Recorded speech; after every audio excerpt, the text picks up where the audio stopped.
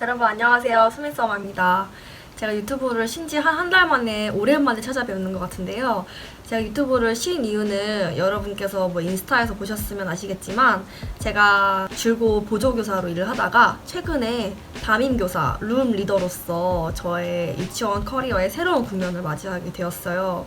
룸 리더가 이게 보통 어려운 게 아니에요. 학부모님들이랑도 더 많이 얘기해야 되고 또 제 반도 제가 꾸며야 되고 같이 일하는 동료도 제가 챙겨야 하고 그리고 아이들이랑 하는 그런 주간 프로그램 같은 것도 다 일일이 꼼꼼하게 관여를 해야 되기 때문에 뭐 처음에는 와 내 반이다 뭐 내가 이제 맘대로 되겠다 말하면서 되게 좋아했다가 이제 막 욕도 많이 먹고 막 고생을 하다 보니까 좀 이 자리가 쉬운 자리가 아니구나 싶더라고요.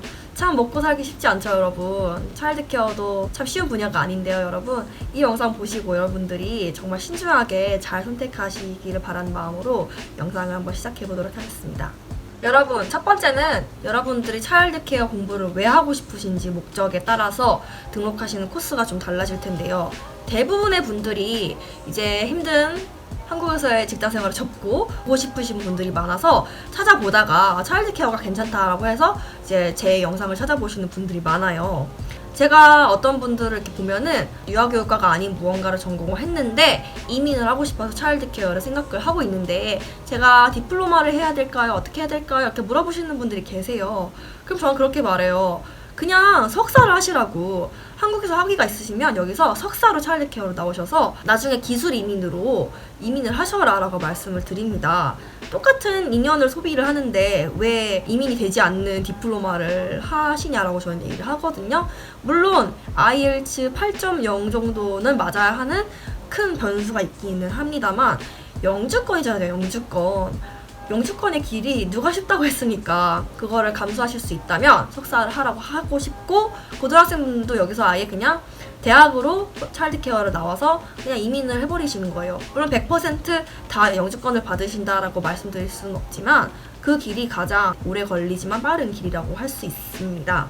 그리고 두 번째는 경험해보고 싶으신 분들, 이민이나 뭐 이런 건 아직 잘 모르겠고 호주의 차일드 케어는 어떤지 한국과 비교해서 어떤 게 다른지 경험해보고 싶고 공부해서 경력 쌓아서 뭐 여기서 있든지 아니면 한국에 가져가고 싶으신 분들 계실 텐데 이분들은 이제 두 부류로 나뉘어요. 한국에서 내가 유치원 교사를 해봤느냐 아니면 저처럼 아예 그런 백그라운드가 전혀 없는 상태에서 그냥 무 상태에서 시작을 하시느냐인데 저같이 아예 유아교육의 유자도 모르는 상태에서 오시는 분들이라면 33를 가지고는 좀 부족해요. 요즘 여러분들이 많이 오시는 33 코스가 SSBT라는 학교에 뭐 4개월 코스로 이렇게 많이 오시더라고요. 제가 막 협찬받아서 말씀드리는 게 아니라 여러분들이 SSBT로 많이 오시는데 내가 아무것도 모르는 상태에서 특히 영어도 막 부족하고 이런데 4개월 동안 뭘 배우지? 라는 생각이 저는 들어요.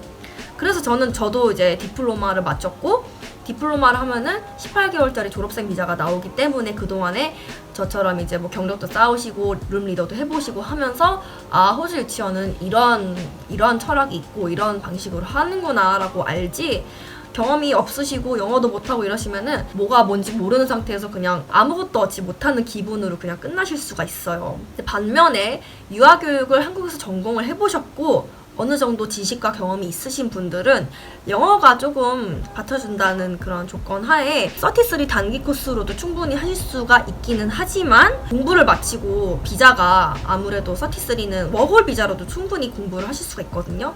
그럼 학교 마치고 나서 남은 8개월 기간 동안에 뭐 하실 거예요? 그냥 조금 일하시다가 이제 가시겠죠?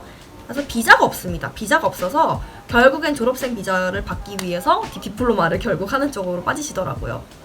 아니면 그냥 나는 워홀을 왔는데 돈벌이를 해야 하는데 뭐 한인샵 가서 이렇게 캐시로 18불로 일하고 싶지는 않고 차일드 케어가 괜찮다라고 생각하시는 분들은 33를 하시는 것만으로도 캐주얼로 한 25에서 30불 조금 안 되는 금액까지 시간당으로 받으실 수 있기 때문에 꽤 괜찮은 분야라고 할 수 있습니다.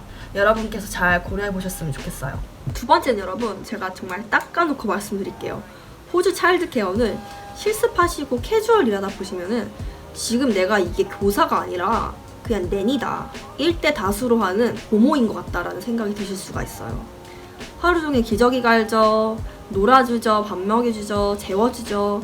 그리고 일어나면 또 밥 먹이죠. 이런 식으로 내가 지금 뭔가를 가르치러 온 게 아닌 것 같다. 현자 타임이 오실 수가 있습니다.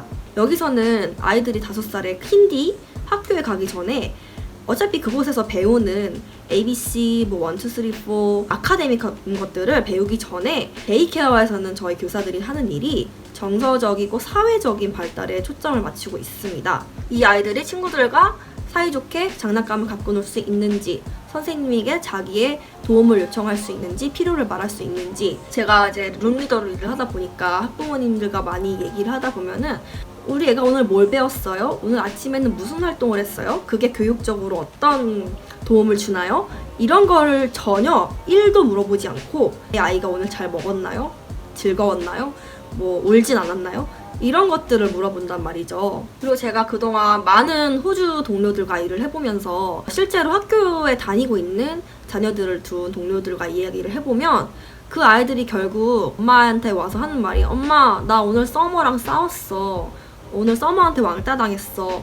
이런 것들이 고민이지. 엄마 나 ABCD 엄마 나 숫자 놀이를 하는데 이게 너무 어려워. 그런 고민을 얘기하지를 않는데요.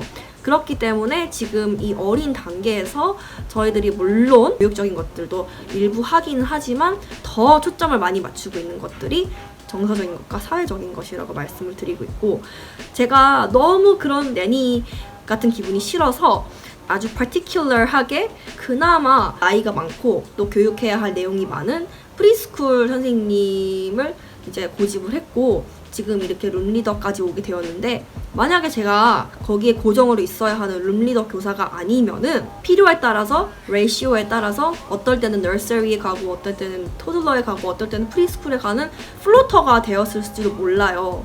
그래서 저는 그게 굉장히 싫었고, 여러분들은 그런 것들이 괜찮으신지, 그렇지 않으시면 룸리더를 하셔서 한 반에 있으셔야 되는데 어떤 반에 일하시고 싶은지 등등을 좀 생각해 보셨으면 좋겠습니다.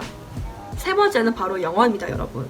여러분께서 많이 질문하시는 내용이 제가 33를 수료를 하면 직장을 구하는 데는 문제가 없을까요? 일자리가 많은가요? 이렇게들 많이 물어보세요.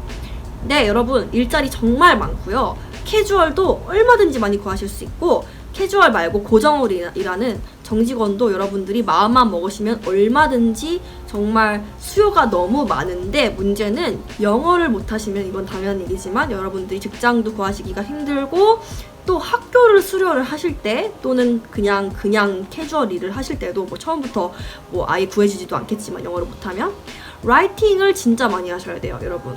라이팅을 못하시면은 조금 과제할 때 철수가 오늘은 놀이터에 가서 탑으로 모래를 퍼서 양동이에 넣었고 그 양동이를 친구에게 보여주었습니다 정도의 작문을 하실 수가 있는지, 그 내용을 여러분께서 과제를 할 때도 쓰셔야 되고, 그리고 캐주얼로 일을 하다 보면요, 그냥 캐주얼이니까 정직원 선생님들만 도와주고 이런 정도가 아니라 어떨 때는 정직원분들이 하시는 업무를 캐주얼한테 맡길 수도 있어요. 그 중에 하나가 그날 하루 일지를 쓰는 과업인데, 영어를 못하고 작문을 못하면 쏘리 난 그런 거 못해 라고 말할 수밖에 없는 상황이 올 거 아니에요. 그런 일이 생기지 않게 여러분께서 잘 대비하시고, 뭐 말하기랑 듣기는 당연한 거 아시죠, 여러분들? 호주 애들이 내가 외국인이라는 걸 생각을 안 하고 빠르르 이렇게 말하면 내가 What? 내가 알아듣는 척하고 넘어갈 수 있는 그런 농담 따먹기가 아니잖아요. 그러니까 듣기 말하기도 열심히 준비해 오시고, 특히 라이팅 제가 강조드렸죠? 열심히 준비해 오시길 바라겠습니다. 네 번째는 여러분 성격입니다. 여러분이 어떤 성격이든지, 그리고 앞전에 말씀드린 항목들이 해당 사항이 안 되시더라도 얼마든지 차일드케어 도전해 보실 수 있어요. 근데 여러분 성격이 만약에 굉장히 샤이하고 부끄러움을 많이 타는 스타일이다라고 하시면 이 직장에서 오래 롱런하기 좀 힘드실 수가 있어요. 제가 유아교육 쪽의 백그라운드가 전혀 없는 상태에서 그냥 경험 삼아 시작한 일임에도 불구하고 지금까지 이 커리어를 이어나올 수 있었던 이유는, 첫 번째, 제가 조금 활발한 성격에 약간 누구 가르치는 거 좀 좋아해요. 그래서 누구에게 정보를 가르쳐주고 뭐 공유하고 또 같이 이렇게 나누고 이런 거를 좋아하는 성격이고, 두 번째는 제가 영어를 좋아해서 영어 공부하는데 재미를 느껴서 이고 세 번째는 제가 굉장히 활달하고 뭔가 다양한 거를 많이 시도하고 실험하는 걸 좋아하는 성격이라서 지금 여기까지 올 수 있었던 것 같아요. 나중에 중장기적으로 봤을 때 학부모랑도 얘기해야 되죠. 동료랑 상의해서 합을 맞춰야 하는 것도 있죠. 그리고 디렉터랑 이런저런 상담도 해야 되죠. 그리고 무엇보다 더 중요한 것은 아이들이랑 끊임없이 소통하고 말해야 하고 또 걔네들이랑 장난도 치고 이래야 되는데 지금 당장 그냥 잠깐 하는 일이라면 괜찮은데 장기적으로 할 수 있는 일인지를 봤을 때 성격이 내향적이시라면 좀 많이 힘드실 수가 있습니다. 네, 이렇게 해서 제가 지금까지 4가지를 말씀을 드렸는데요. 여러분들이 왜 이렇게 많은 시간 제 영상을 보시고 댓글을 다시고 또 이렇게 고민을 하실까요? 열심히 준비해서 호주까지 와서 또 돈 들여서 학교 가고 했는데 생각지도 않은 변수들 때문에 고생하고 고민하시는 일이 없게 이렇게 영상 보셨으니까 여러분들께서 많은 도움 되셨으면 좋겠고 유용하게 느끼셨다면 좋아요와 구독 눌러주시고요. 다음 영상에서 뵙겠습니다. 안녕히 계세요.